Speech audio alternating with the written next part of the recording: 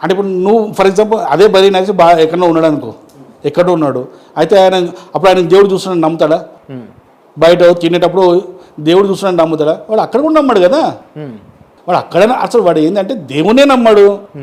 దేవుణ్ణే నమ్మనోడికి మనం ఏం మాట్లాడతాం? మనం ఆయన ఇంకోటి దాన్ని ప్రొజెక్ట్ అంటే దాన్ని ప్రొలాంగ్ చేసుకుంటూ కూడా యాక్సిడెంట్లకు ఎందుకు ఆపుతున్నాయి, ట్రైన్ యాక్సిడెంట్లకు ఎందుకు అవుతున్నాయి, అక్కడ లేవా, నువ్వు ఎందుకు ఆపుతలేవు, ఎందుకు మానభంగాలు జరుగుతూ ఉన్నాయి, ఎందుకు నువ్వు అక్కడ లేవా, ఎందుకు ఆపుతలేవు, ఎందుకు దొంగతనాలు జరుగుతూ ఉన్నాయి, ఎందుకు అక్కడ లేవా, నువ్వు ఎందుకు ఆపుతలేవు, ఎందుకు బాంబు పేర్లు జరుగుతున్నాయి, అక్కడ లేవా, ఎందుకు ఆ బాంబును ఆపలేదు అని అంటే ప్రాబ్లం ఏంటంటే ఆధ్యాత్మిక విషయాలను ఇప్పుడు జరుగుతున్న సంఘటనలకు జాయిన్ చేసి మాట్లాడుతాడు, అది మూర్ఖత్వం అంటుంది దాన్ని.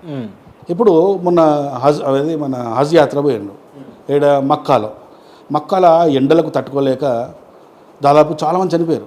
లేటెస్ట్ న్యూస్ మనకు. ఇప్పుడు ముస్లింల దగ్గరకు పోయి అరే నువ్వు మక్కా వచ్చినా మరి మీ దేవుడిని ఎందుకు ఎంత ఎండ ఇచ్చిండు, మేఘాలను తెప్పి చల్లవేయచ్చు, అది కామన్ సెన్స్, అవి సెన్స్లెస్ మాటలు అవన్నీ. అర్థమవుతుందా? అంటే ఆధ్యాత్మికంగా ఆలోచన వేరు, మనం బ్రతుకుతున్న పరిస్థితులు వేరు. దానికి వీటికి లింక్ పెట్టద్దు. అల్లా ఉన్నాడా లేడా అన్న? వాళ్ళకి అడగల, నాకైతే లేడు. మీకు లేడు. యేసు ప్రభు ఉన్నాడా లేడా? లేడు. యేసు ప్రభు ఉన్నాడు, అల్లా ఉన్నాడు అని వాదించేటోళ్ళతోటి మీరు డిబేట్కు సిద్ధంగా ఉంటారా? వాళ్ళతో పట్టించుకునే వాళ్ళతో డిబేట్కు సిద్ధంగా ఉంటారా? పట్టించుకునే నాకు వాళ్ళంటే అసహ్యం. నాకు అసహ్యం వాళ్ళంటే. వాళ్ళు ఉన్నాడు అని చెప్పేసి వాళ్ళు కూడా అరే నువ్వు వాళ్ళతో అసహ్యం అని చెప్తున్నావు. నాకు వాళ్ళతో మాట్లాడడం కూడా ఇష్టం లేదు. అట్లా డిబేట్ ఎవరు వేరే వాళ్ళు ఉన్నారు, వాళ్ళతో చేయించుకోవాలి. నేను చేయాలి వాళ్ళతో అసలే. నాకు అలా గాలిదాగా వాళ్ళు నేను కూడా తగలద్దు నాకు. ఎందుకట్లా? నాకు అసహ్యం అని చెప్తున్నా కదా. నేను క్లియర్గా అడుగుతా ఉన్నాను. క్రైస్తవులు యేసు ప్రభు ఉన్నాడు అని, అల్లా ఉన్నాడు అని ముస్లింలు వాదించేటోళ్ళతోటి కావచ్చు, లేకపోతే ఉన్నాడు అని ప్రూవ్ చేసేటోళ్ళతోటి డిబేట్ పెడితే మీరు సిద్ధమా? సరే వాళ్ళిద్దరు లేరు అని, కేవలం మా హిందూ దేవుళ్ళు ఉన్నారని చెప్పి నేను ప్రూవ్ చేయడానికి వస్తాను పక్కా. గ్రంథాల పరంగా, సైంటిఫిక్ పరంగా. మీరు చాలా అంశాలపైన ఇరికించబడరా, ఇరుక్కుర్రా, లేకపోతే అది మీ జాతకమే అట్లున్నదా నాకు అర్థం కాదు. కానీ అంబేద్కరు 13,000 స్కామ్ చేసిండని, మళ్ళీ పోతే అంబేద్కరు ఏదో డిగ్రీలు క్వాలిఫికేషన్స్ లేవని చెప్పేసి ఇట్లా ఇష్టం వచ్చినట్టు మాట్లాడుతూ ఉంటారు కదా. దాని దగ్గర మీ దగ్గర ఆధారాలు ఉన్నాయా? అసలు ఇంతకుముందే అమారా ప్రసాద్ అంటేనే రిఫరెన్స్. అమారా ప్రసాద్ రిఫరెన్స్ లేకపోతే అసలు ఏ ఒక్క మాట కూడా నోటకెళ్ళి రాదు. ఇప్పుడు నేను ఏం చెప్పినా అంబేద్కర్ క్వాలిఫికేషన్ విషయం చెప్పిన, ఇక అందరూ కూడా అంబేద్కర్ ఏమనుకుంటారంటే 30 క్వాలిఫికేషన్లు ఉన్నాయి. అదే అంబేద్కరిస్ట్ అడిగినావు అనుకో, ఇప్పుడు ఇంతకుముందు మాట్లాడినావు కదా, ఒక బ్రదర్తో మాట్లాడినావు కదా, నరేష్ ఎవరు సమతా సైనికులు, ఇప్పుడు ఆయనకు ఫోన్ చేసి అడగండి, ఓ 30 ఉన్నాడు అంటాడు, లేదా 40 ఉన్నాయి అంటాడు, ఒక 60 ఉన్నాయి అంటాడు.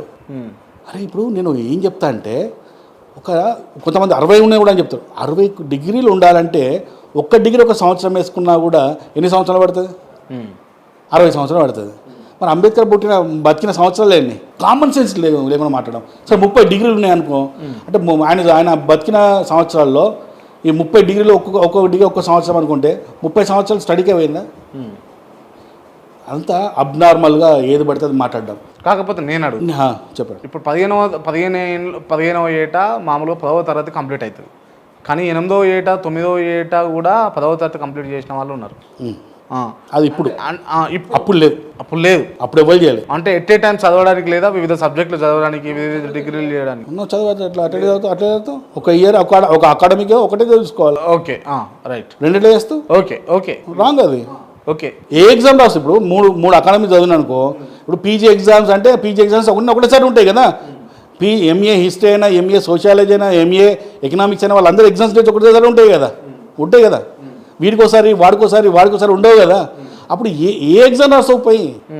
కానీ ఇతర దేశాలలో అంబేద్కర్ అంటేనే ఒక జ్ఞానము, అంబేద్కర్ అంటేనే ఆ తెలివి అని చెప్పేసి ప్రతీకగా విగ్రహాలు పెట్టుకొని మొక్కుతూ ఉంటారు కదా. మాట చెప్తున్నాను, విదేశాల్లో విగ్రహాలు పెట్టింది ఆ దేశ వాళ్ళు కాదు. పాయింట్ మంచిగా గుర్తుంచుకోండి. అక్కడ ఉన్న అంబేద్కరిస్టులు అక్కడ గవర్నమెంట్కు రిక్వెస్ట్ పెట్టుకొని ఆ గవర్నమెంట్ పర్మిషన్ ఇస్తే పెట్టుకున్న విగ్రహాలే తప్ప ఆ దేశాల్లో అక్కడ ప్రభుత్వాలు పెట్టిన విగ్రహాలు కావవి. మంచిగా గుర్తుంచుకోయేది. అర్థమైందా?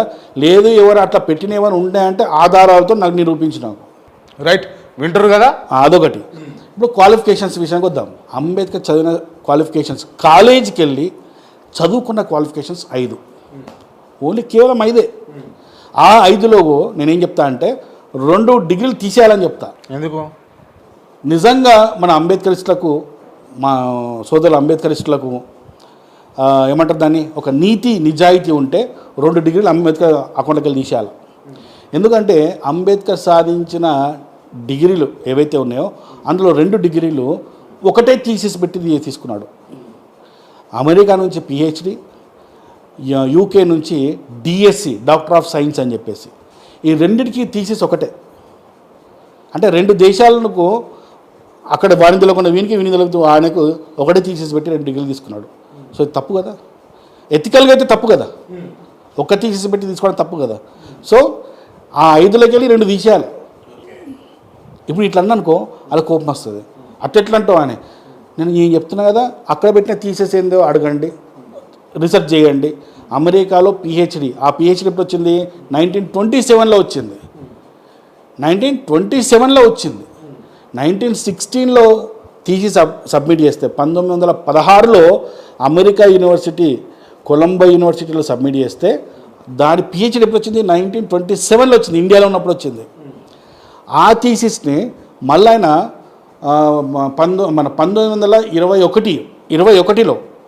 2021 ఆయన 20లో మళ్ళీ లండన్ పోయిననమాట. సెకండ్ టైం లండన్ పోయిననమాట. అప్పుడు ఆయన ఒక థీసిస్ ఇచ్చిండు. ఆ థీసిస్ ఆ పిహెచ్డికి ఇచ్చిన థీసిస్ ఒకటే. ఇది కాదని నిరూపిస్తే నేను యాక్సెప్ట్ చేయడానికి సిద్ధంగా ఉన్నా, సారీ అని చెప్తా. సరే.